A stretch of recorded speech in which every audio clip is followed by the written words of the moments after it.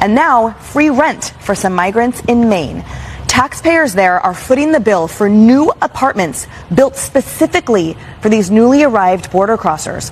Not only a free roof over their heads, they have at least, wait for it, 2 years worth of rent paid for. They walked across the border for a better life, but now they are walking out in handcuffs after police say their American dream was to commit crime. Anything you want to say for yourself? How did these migrants end up on the wrong side of the law? Police say it did not happen overnight and that they are organized criminals accused of being a part of a citywide robbery pattern. Migrants preying on vulnerable New Yorkers in New York City. Over 60 victims committing crimes as robberies, grand larcenies, purse snatches. Pix 11 News, the only camera inside as police plan and prepare and execute a search warrant. Police say a ringleader of the group has been recruiting migrants who recently arrived in the city to do his dirty work. He even had a so-called inside man able to hack into cell phones. Believe it or not, that he has his own IT guy in there apparently breaking into the phones. Police also believe the group is responsible for committing violent crimes. They're using stolen mopeds to ride up behind innocent New Yorkers to steal their cell phones, their purses. This surveillance video, police say, shows a victim holding on to a purse. The thief on a moped dragging the victim.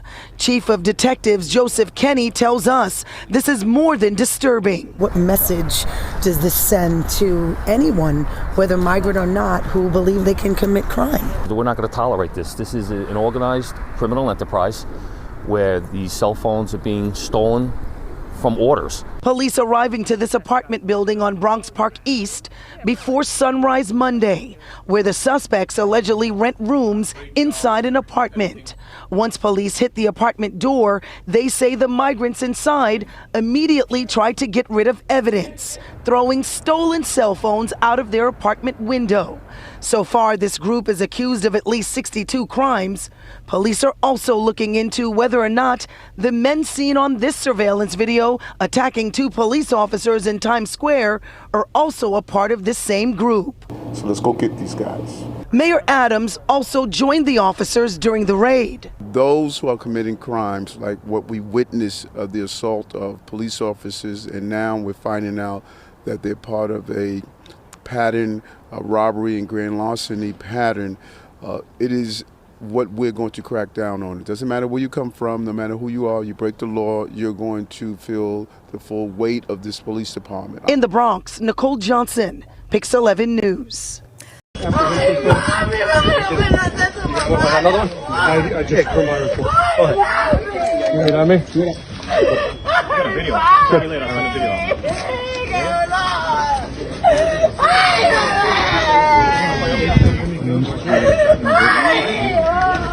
Hello everyone, this is Latasha Blanton from the Real South Africa Travel and Tourism. And you're going to have the opportunity to travel with Phil Scott to sunny South Africa. You guys are going to have the opportunity to come to Johannesburg, and you guys are going to be coming to Durban. And we're going to set it up perfectly. It's going to be like a luxury experience for you guys. At the same time, you're going to be getting some culture. And of course, you're going to get an opportunity to talk to Phil, hang out with Phil, and get his views on Africa and South Africa. You're also going to get an opportunity to explore the lifestyles here that are available in South Africa. And we're going to do all that for you in an amazing 10 days. We do hope that you go to the website and book, because we do look forward to seeing you here. Absolutely. Our website is therealsouthafrica.com. Go there, scroll down, you'll see a picture of Phil, and just go ahead and book there. So we'll see you here in what we like to call sunny South Africa.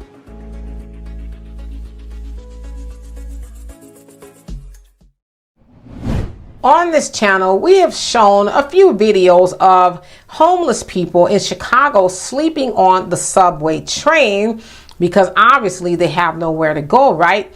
And more specifically, it's freezing in Chicago around this time of year.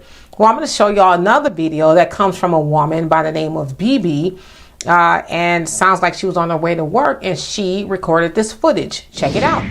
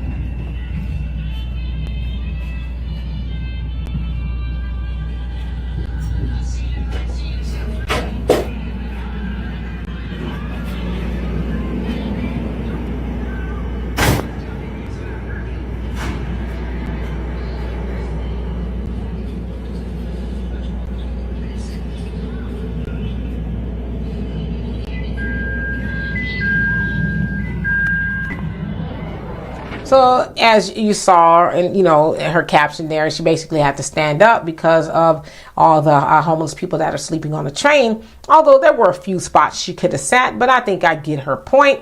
I think she was more or less illustrating that this is what's going on, right? And so I went into the comment section and I saw a lot of people raise a lot of good points. Like, okay, are they getting $9,000? What happened to their $9,000 like they're giving to the migrants? Why don't they have a place to stay like the migrants have a place to stay? Why aren't they thinking about building these big giant, you know, weatherized tents for them like they're doing for the migrants? Well, there was somebody in the comment section I think was kind of silly, and they took BB to task by saying, well, basically, you know, if I were you, I wouldn't complain. I would just stand up. And she says, well, I'm saying, you know, in my caption that I'm glad that they are keeping warm by being on the subway train. But I have an issue with the person that had an issue with her, because she should complain. She should complain that there are homeless people that have to take shelter in the subway train while they are helping everybody else stay warm. When I say everybody else, I mean the migrants. They're not having to worry about finding shelter on a train.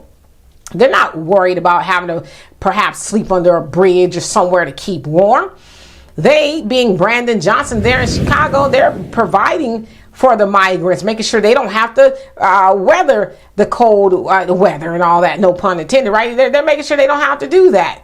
But somebody's mad at her for pointing it out. We should complain. We should complain all the way to the voting booth that how dare y'all take care of migrants. And listen, I don't want nobody to be cold, wherever you come from. But American citizens should not have to sleep on the subway train while migrants are being handed vouchers to go stay at hotels and food vouchers and this, that, and the other. That shouldn't be a thing. So along with BB, we should all be complaining. And as I said, complain all the way to the voting booth. Yep, I don't like that people, American citizens and black people, because it says predominantly black people that's on the trains. I don't like that they had to sleep on the train in the cold weather while the migrants were getting shelter. So yep, you out of here, check. I don't like that black people have been asking for reparations and a whole host of other things, and we ain't got it yet. Guess what? Check, you out of here. We should complain. Complain if we gonna vote responsibly. Complain that way. Complain and let them know, all right, bet, Mayor Brandon Johnson, you got up in office lying to black people, or I'm gonna help everybody. You know, ain't nobody's getting. You got up in here lying, but guess what you ain't gonna do? You ain't gonna get in here second term lying. Remember your predecessor, Miss Lori Lightfoot? Remember how she was a one-term mayor? Well, guess what? You gonna join her in history as well, because they said that hadn't happened in 40-year history of mayors in Chicago, that a mayor was one term. But voters there in Chicago, y'all need to tell Brandon Johnson, oh yeah, she ain't gonna be by herself, would be a one term. You're gonna be one term too. That's how we complain, right? We don't complain by just we complain by doing something. We complain by sending them a message. You will not take black voters for granted, and not even black voters, but just black people. You will not take us for granted anymore. You will not get anything. I don't care if it's 1 red cent or a crusty piece of bubble gum. You won't get it with the help of black people no more. You're going to have to show up for us like you show up for everybody else. And if you don't, guess what? We're going to complain all the way until you're out of here, right? Because we know traditionally, and it's just a fact, we as black people, black voters, we keep people in office that don't do nothing for black people. You got your Maxine Waters. What else has she done besides reclaiming her time? What else has she done for black people? Yeah, at one point in time she was talking about, yeah, I'm going to Washington and getting reparations. Yeah, where, Maxine? Where have you been? I ain't heard nothing really of Maxine. I think one of the last greatest things, and I'm saying that lightly, I heard about Maxine when she was, you know, the chair of the financial committee, the finance committee there in Congress. She was supposed to be checking Trump. Oh yeah, she was gonna really. Maxine ain't bust a grape, and James Clyburn, all the rest of them.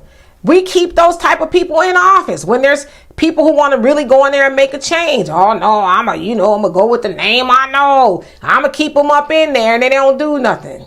So yeah, we need to stop doing that. Because as I say all the time, every other community, they send their people to Washington or the city council, wherever, to get results. And if they don't get results, guess what? They ain't getting reelected. And we need to have the same attitude. So I don't have a problem with BB. The sister there taking footage of that and showing people what's going on in Chicago. I think every time we see that, we should take footage and say, the mayor is championing that. The governor is championing that. The president is championing the homeless people, predominantly homeless black people sleeping on subway trains while migrants are getting all the amenities. All right, so we're here off the Times Square area. We just almost had a fight between the Venezuelan migrants and a local American guy. He's saying that the migrants threw ice at him. Eric Adams, the mayor of New York City, has said that the migrant situation is destroying New York City. American taxpayers are on the bill. They're paying for fancy hotels. They're paying for cold beer, marijuana. The migrants are living in hotels next to Times Square, and our American guy is begging for change on the street, picking up cigarette butts that the migrants are smoking. It's a really crazy situation here, as American taxpayers want to know, why are we spending billions of dollars to help people not from this country when we're not even helping our own people? And I ask the question, does charity begin at home? Should we make sure that the people on the streets in America are taken care of and then help other people, which is fine. But that's not what's going on. They are getting preferential treatment. It's causing a lot of tension in the city, and again, Mayor Adams has said, this issue is destroying New York City.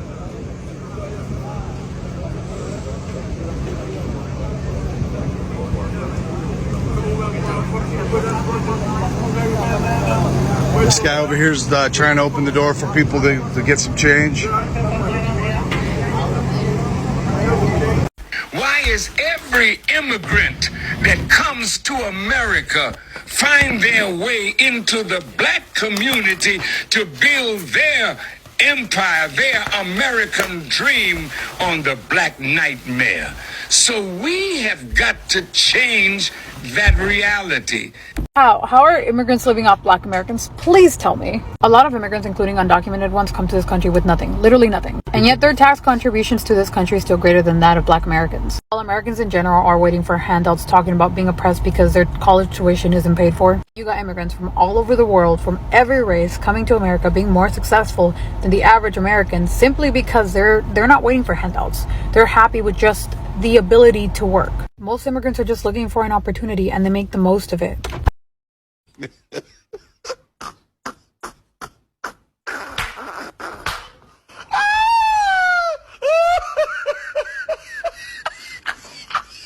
That nigga lying.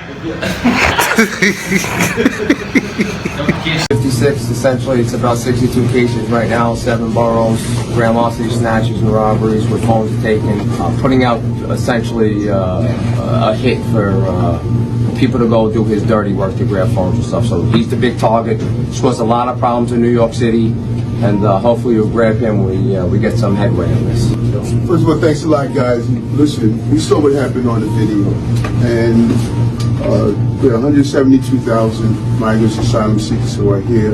Overwhelmingly, many are here just want the same thing all of our families want. For those who think they're going to come to our country, break our laws, assault our cops, that was not only an assault on an individual, that was an assault on our system of public safety. They're going to use organized methods to commit crimes. It just can't happen, and it won't happen. Not in New York City.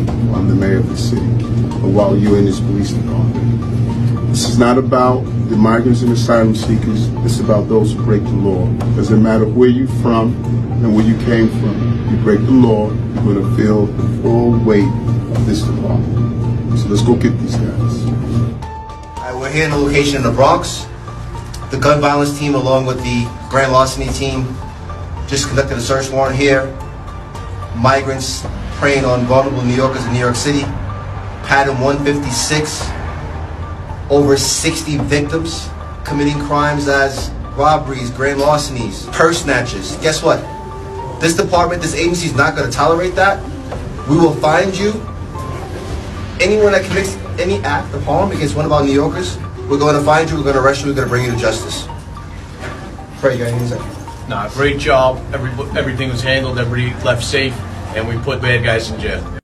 So in a nutshell, I'm standing behind my mother's building on 64th and University. She shared with me the last 6 months how the migrants have been disrespectful, how they keep the seniors up to 3, 4, 5 in the morning, how the police have to consistently come by and ask them to leave and be quiet. And at the end of the day, these are our cities, our neighborhoods, our communities. So I was upset after I dropped my mother off. As you can see, I'm behind this building. I'm filming them. I'm recording them. Some of them were yelling, fuck me, being mad that I was there. And at the end of the day, these are our cities, our blocks, our neighborhoods, and I'm going to stand on it and say what needs to be said. Amen. They are finally waking up. Let me start. NPR reported from August of last year to December of this year, they will spend $252 million on the migrants. $252 million. 17,000 migrants come into this city. And just in Chicago, if we just break that in half and they become families, you got 8,500 families. Hispanics have 3.5 children. I'm submitting to you, in one generation, just one generation, the black vote will be null. They will have an additional 24,000 people on the voting rolls, along with the Hispanic population already here. They're playing chess, and you all are playing checkers. You are damning our youth, our next generation, to poverty by you all doing these political speeches. One generation, our youth, our vote will be null in all of these 6 sanctuary cities. And what are you going to do about that?